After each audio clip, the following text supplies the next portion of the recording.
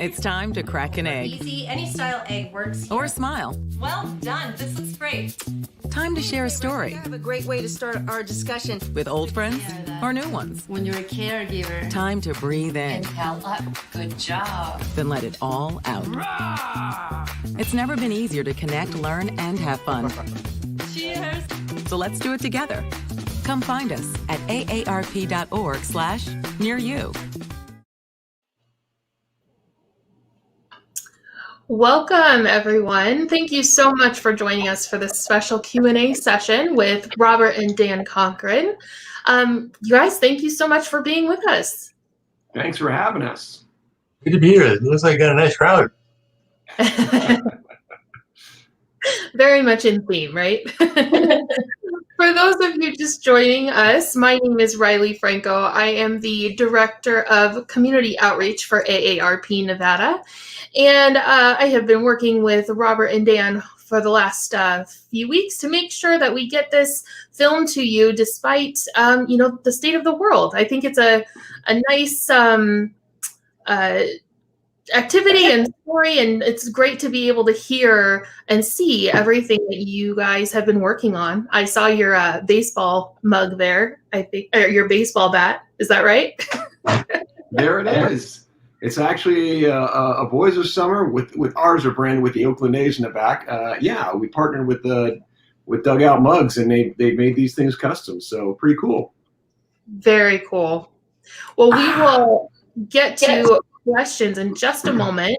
Anyone that is watching us and with us today can actually submit questions for both Dan and Robert in the comments section of either Facebook or YouTube, whatever you happen to be watching us on. For those of you who may not know as much about AARP Nevada, we are a nonprofit, nonpartisan organization that focuses on bringing good and fun events like this, even virtually. So we focus on a lot of things, including caregiving, fraud, brain health, a lot of community involvement. So we're really happy to have Robert and Dan here for right after the film. And I guess if we could just start with that, tell us, what started this this adventure for you both. Dad, you want to take, you're the one who started it. You started it, so why don't you tell us what your early feelings were? Well, it was, I had a feeling that Bob was growing out of a family situation, and that I was missing an opportunity. I didn't dedicate some activity to something that he enjoyed. I wasn't a great baseball fan. I was an okay baseball fan. Bob liked baseball, and so I came up with the idea after reading the book "Guide Your Dogs to Fenway Franks," a story about a teacher who went to all 30 ballparks and rated them and gave them A, B, C, D, a report card. So I thought this was an opportunity to renew our relationship and have a good time. And I think it worked. Yeah, it most definitely did. It was a thrilling idea, and I love that he came up with it. That was in 1990. We went to 4 parks the first year and 3 parks the second year, and we were cruising along, and then life got interrupted. I graduated, Dad got into retirement, and it was one of those things we thought we'd get back to, and we didn't for quite some time. Actually, it was the Parkinsons diagnosis that kicked us back into play. So yeah, that brought us to the first film in 2004. Was after Dad had been diagnosed, we'd been looking for something to say, hey, we need to do this. Not quite a bucket list, but we don't know what's ahead of us. So take care of what needs taken care of, basically. And relationships don't just happen. You got to work at them. And we have people telling us all along, I wish I could do that. Well, we decided we were going to do it, and it was worth it. Absolutely. Dad brings up a good point. Yeah, the relationships, you can assume blood, but you get what you give in that case. And we both wanted more, and I'm extremely blessed to have a dad who did want more and recognized there was more. Because as a kid, you just think, of course, this is what it is, and he recognized there was more to the relationship possibly, and it wasn't until we began to explore it, and there's no substitute for time. I couldn't have said it better myself. You never know what's going to happen, and it's better to get that time in while you can. I think for me, at least, one of the things that struck me most watching the film is just the relationship between you two and your son, Giuseppe. Just watching the whole family kind of go on these ballpark adventures, even, with some adaptations. So what was the drive for you to include your son in these adventures? Well, I knew what my dad had given to me, and my dad had made it very clear several times that one of his greatest joys in life was seeing me with my family. And he just enjoys seeing me as a dad, and he enjoys being part of that. And we don't get to spend as much time together as I'd like, because we live here in Las Vegas and my dad lives in the Bay Area in Walnut Creek, where I grew up. So whenever we can start to share these opportunities, and I can help my son see, this is what I expect from you, by the way. But we see the way I treat Grandpa, that's the way I expect you to treat me. To see, when I get to see my dad and Giuseppe together, they're thick as thieves, just being little boys together, and that's an awful lot of fun. How about you, Dan? What does having Giuseppe join you add to it for you? Well, it's seeing our own situation reenacted. You've got a great imagination. You've got a lot going on, and it's just a thrill to watch him display that. Funny. He's got a reckless abandon too that I think entertains my dad a lot. When Giuseppe just goes for it in places, and that showed up certainly when we were eating at Petco Park. There was a lot of things you didn't see there. There was just a lot of food, and everything was, sure, I'll take that, and I'll take that, and okay. So pretty fun to see life embraced with that kind of vigor. Absolutely. He's quite the comic relief in the film. Just some of the looks on his face, and he's just got a great fun energy. So that was really apparent all throughout. I want to invite you all, as you are watching our Q&A session here, to post your comments in the comments section if you'd like to ask Dan or Robert a question. So, Robert, you talked a lot about how this is kind of nostalgic for you, and this is something that you and your dad would do. Do you remember your first game? Yes, it was, well, the first one I can remember, I should say. I don't know if it was my first game, but it was 1981. Billy Martin was the manager of the A's. That was the first Billy Ball before Billy Bean. And I believe they had a pitcher named Matt Keogh on the mound who was pretty good that year. And that, I believe, was a strike-shortened season. And to me, the atmosphere of the Coliseum was just incredible. It's one of those big concrete, donuts of the 70s that now is considered one of the worst ballparks in the league. But at the time, the smells and the energy of the place, and it was a little bit dangerous, which made it fun too. There was fights breaking out, and there was a raw energy to it that and the nachos just. That's still my favorite ballpark treat. They tasted just like magic. They're chips and cheese. Chips and cheese there with jalapeno rings are I don't know. They're something special, and so that's what I remember from it. It's kind of an all sensory experience. Very much so. The crowd going nuts, and the smells, and the game was just, I mean, when you can see it up close, it changes. It's a very different game because of the size of the field, and the shape of the field, and everywhere you sit is a different perspective. For me, growing up, I sat in center field and watched the A's. One season, watched 44 games. with my best friend. We went to because they were so cheap and it was great entertainment. And yeah, it just became a part of who we were. We wanted to be like the announcers, Bill King and Lon Simmons, and call games, and that's what we did. Very cool. So, Dan, do you remember anything specific about Robert's first game, or what that meant to you? I don't think we went to it together. Oh, you didn't. It may have been a scout event. I know we went to an early one with the Payzants, but I think that first one I went to was with the Cub Scouts. So, I mean, like Dad says, he wasn't the biggest fan back then, and he came to sports because of my passion for them. I think we met over baseball, basketball, football. He did bring me into basketball because the Sonics had a pretty good team in the late 70s, and I have a great memory of this as a little kid.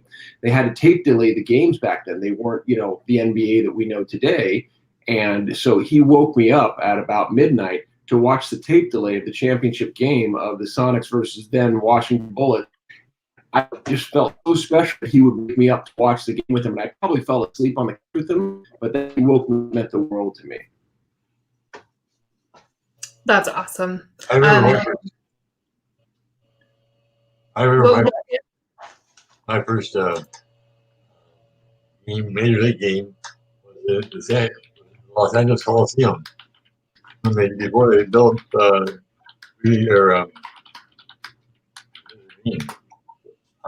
they had a wire fence out there in the outfield. That was where I saw the first game, major league game. Wow. There's definitely a lot of nostalgia around baseball, and the fact that you have made these films a family affair is just so fun. And we're getting a lot of from our social media streams here, specifically about Dan, that you're so awesome, and it's a powerful documentary. And a lot of people just thanking you for sharing your story. And that kind of leads into my next question. Dan, you seem to have such a positive outlook, both of you really, on everything that you do. And you seem to take a lot of enjoyment in life and just your journey as it is, and all of these adventures you get to have together. How do you think that that's helped you, as you work through the progression of your disease and working through some of the challenges as a family and a care partner, Robert, for your part of it? Dan? Well, I'm not sure I understand the question. Your positivity and your positive outlook are really notable. How do you think that that's helped you as you work through all the things that you're doing? The progression of the disease and all of the adventures you get to have. Big help there. I told them that I was going to be handing the reins to him. I couldn't do it, and I'd be along for the ride, and I'd help when I could. But I rely on Bob a lot to get me there and back.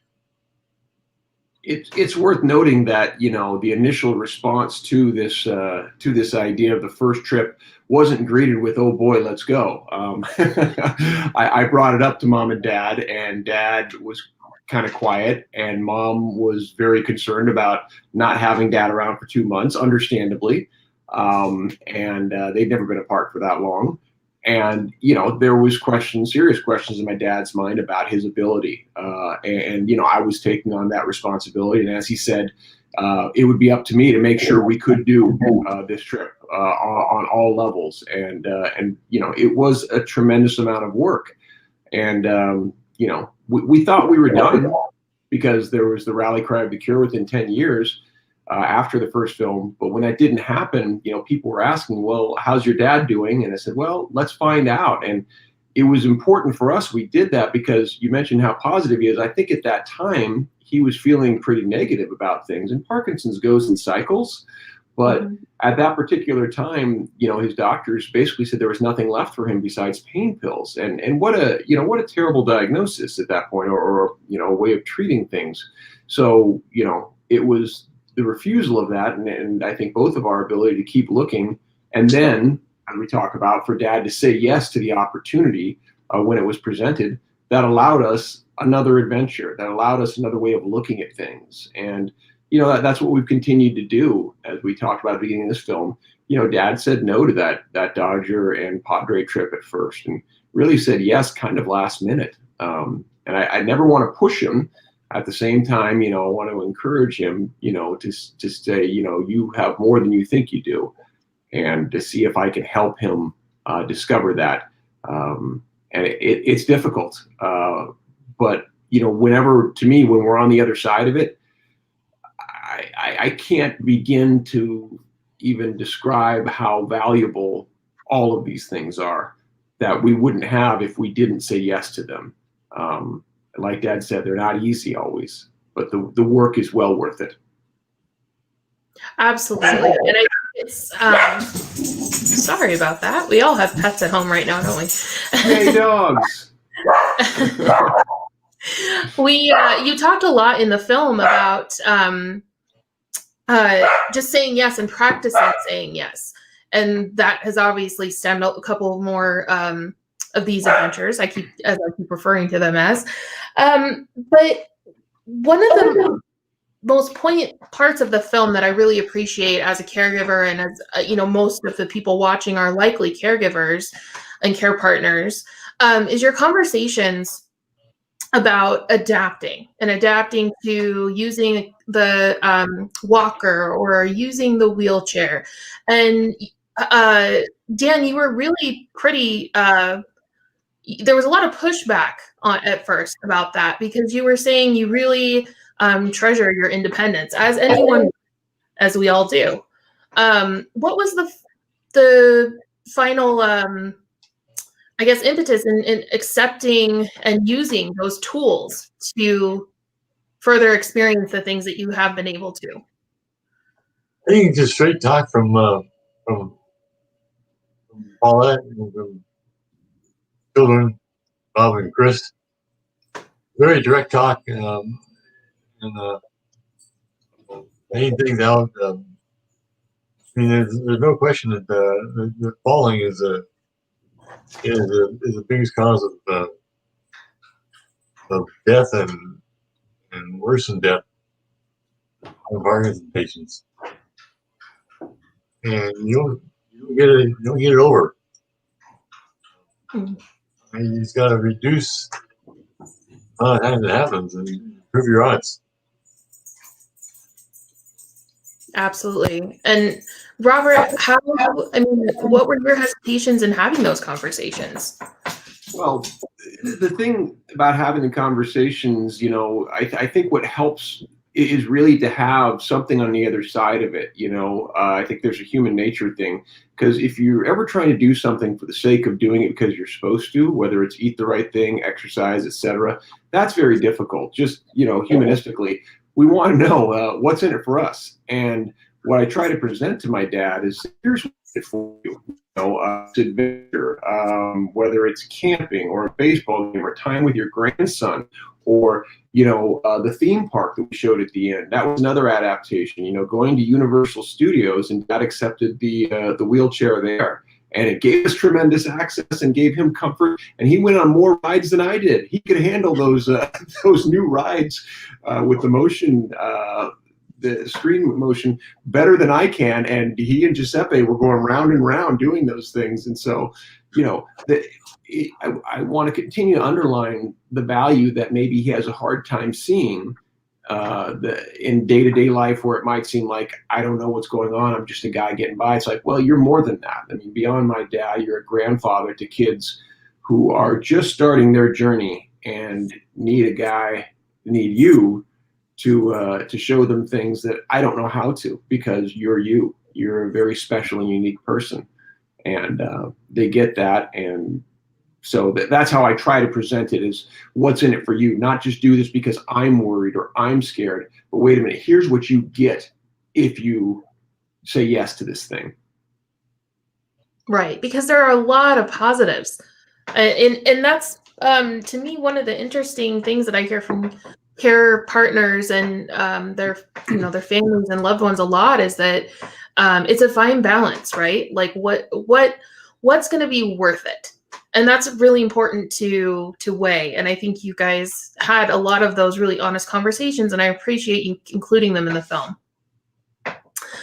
Don't forget that you can also place your questions for Robert and Dan in our chat on Facebook or YouTube, and we'll get those answered live.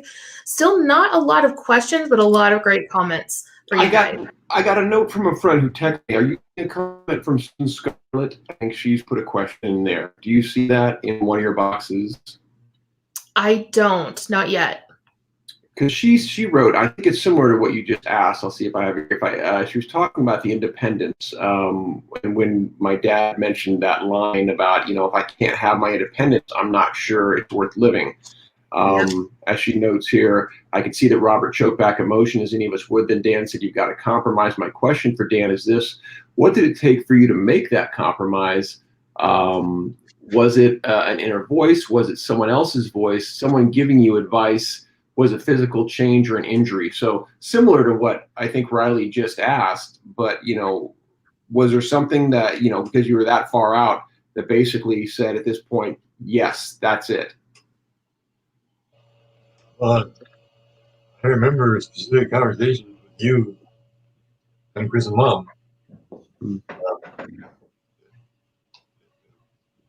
What's that subject in particular? So the culmination of those things. Yeah. Okay. Yeah. And Riley, just so you know, the note I'm getting from Susan, who I just read that, she said the chat box isn't working. So she wrote it, but for whatever reason, it's not showing up. So there may be some people trying to ask who are having a hard time. I appreciate that, and I apologize to everyone on Facebook trying to ask questions.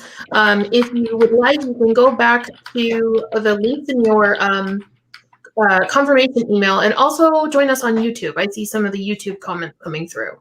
I apologize for that difficulty. Robert, I do want to ask you, I know a lot of, or at least part of why you're making the films and the idea behind it was to not only spread awareness, but information about research. Can you tell us a little bit more about what you've discovered and how you all are, oh, here comes Facebook. We have lots of people saying hi. It must be working all of a sudden. A flood of comments. We just had to say something about it. Can you tell us a little more about the research and what role that's played in the films? Sure. Well, the research got kicked off because of that study I mentioned right at the end of the film. I had a feeling about improvisation. We had met Rob Belushi. I'd been improving for a long time in my life. And then out came that paper, and it was like, okay, great, there needs to be more research. Well, I could wait around for it, or I could decide I better do something about it. So yes, I went back for my PhD about a year and a half into it, halfway. And what I've seen, happily, is that, there is more and more research across many fields using improvisation. And some of the most exciting is by a researcher in UC San Francisco. His name is Dr. Charles Lim. He's a neuroscientist who looks at improvisers, including jazz musicians, rappers, and now theatrical improvisers, and measures their brain in an fMRI machine. And it indicates that there is blood flow increased when they are improvising versus doing rote rehearsed type of activity. And it's in the part of the brain, the prefrontal cortex, dorsolateral, that basically, that's where creativity and connections happen. So what he's suggesting via that work is that if we're in that flow state, we're more relaxed, we're more able to say yes to ourselves. My take on that for Parkinson's is because of the stigma and because of isolation and because of depression, that improvisation may help with all of those quality of life issues and help individuals then feel, more capable than the disease sometimes makes them feel like they're being crushed. And I started my first clinical trial.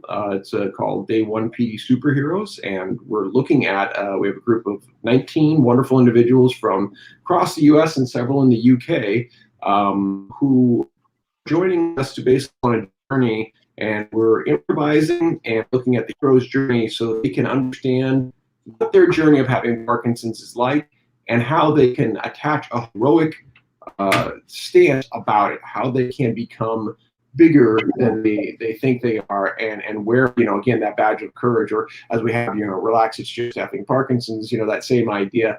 We want people to carry that with them. We want them to carry that strength and realize that they indeed are heroes. So that's the kind of thing. And I have a guest star here, Francesca. We're in a live interview. Did you want to say hi?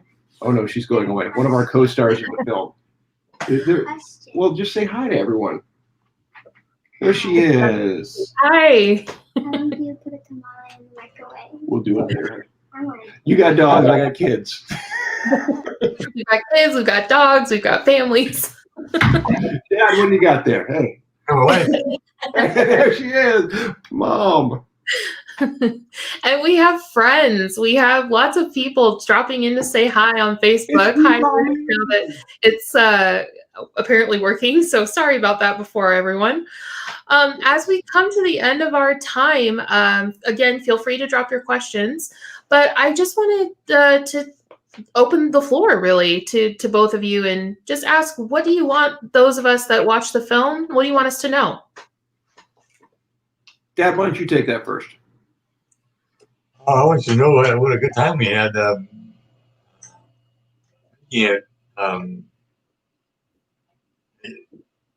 This was a thrill of a lifetime. One of my children was asking me, my daughter, what the top 10 things were that I accomplished in my adulthood. That was one of them. Certainly was worthwhile. That's one of my greatest joys, is knowing, that Dad feels accomplished, that he feels happy. We had great conversations in the first film. You shoot so much more than actually ends up in the movie, and then you have even conversations that never got filmed at all. But in those, particularly that first movie, I remember having a lot of conversations kind of about legacy. And Dad was 59 at the time, so had still a long road in front of him, as hopefully he still does. But was considering, what does this mean? What does my life mean? I've been successful with business. I've been successful with my family. Is there more? What could that look like? And I think this has been a surprising journey in many ways for both Dad and myself. And so what I want people to take away from it is the value of saying yes, and especially to love and to adventure and to taking care of each other, to listen. Really learning to listen as well as possible, and speaking speaking truth with a firm kindness, right? Not a blaming, but here's what I see and need and feel and think, and here's why, and now I'm going to listen to you. And that real dialogue, you can't put a price on it. That's where relationships grow. And those experiences, when you have those together. Dad and I talked about the value of the road trip last time I saw him. And, the metaphor of being in the car and literally moving in the same direction together is a really beautiful one. And that, here we are looking outward together, and our conversation is literally driving forward as we are moving forward. We're going in the same direction. And that seems like such an incredibly, sadly, lacking thing in our society, to get people in the same space moving together and agreeing on a direction, that whatever we can do to offer more of that, encourage more of that, I'm going to continue to fight to do. And we are we're in development for the fourth film. So that's the next thing, is to get the fourth one. So. Fantastic. And that is a powerful analogy. Thank you for sharing that. We definitely look forward to information about the next film. And we've got a lot of love pouring in for you guys. Facebook's caught up with us finally. So tell Francesca I love her singing. And also we had someone really interested in your mugs. They can, They're on our website, as a matter of fact, at bosmovie.com. They and the shirts are now available. As my son said very excitedly when he's arrived yesterday, he said, "We have merch?" And I said, "Yes, we have merch." So the money that we make off of these beautiful, fun gifts will go towards making the next film. And of course, all these things are for both education and growing the Parkinson's community. We want to stoke a fire under people to do their best. And the more we're lifting each other up, the closer we're going to come to at least getting a better quality of life. And who knows, at some point stumble upon a cure. Wonderful. Thank you so much for joining us today, both of you. It's been such a pleasure to get to have this conversation. If you have any other questions for Dan or Robert, you can, of course, reach them on the website or reach out to us at aarp.org/Nevada. You can see all of our upcoming events on our our online calendar, as well as on our Facebook page. So please follow us, and I'm sure that there's going to be plenty more to come from our collaboration with the Boys of Summer, so to speak. So thank you both. Have a wonderful evening. Thanks for having us, Riley. All right.